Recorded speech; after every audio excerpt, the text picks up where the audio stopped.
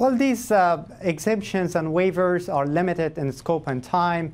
The Trump administration wanted to allow some of its allies and even some rivals like China, which is the largest importer of Iranian oil, to gradually decrease their imports from Iran so as not to spike the oil prices, particularly just ahead of the midterm elections here.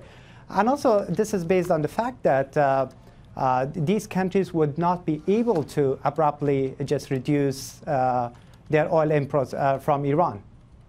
It might be particularly sensitive, might it not, with respect to China, which, as you point out, is the largest importer of Iranian oil, and right now, oh, by the way, is involved in a trade dispute with the United States. So how does that play into our particular posture with respect to China on this?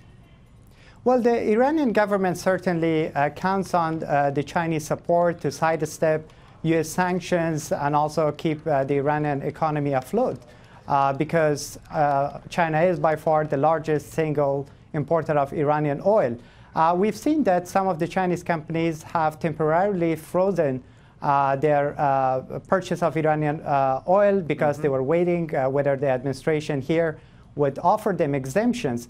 But these talks could be also part of the broader trade talks between the United States and China. And the concern in Tehran is that perhaps if the U.S. and China might agree on the broader trade talks, Tehran might become a casualty.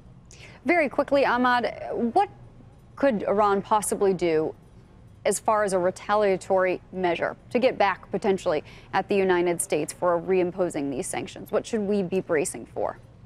The Iranian leaders are considering two courses of action. For now, the Rouhani government is trying to work with the European powers as well as Russia and China to minimize the impact of sanctions and to try to block the U.S. sanctions, if possible, through the Europeans.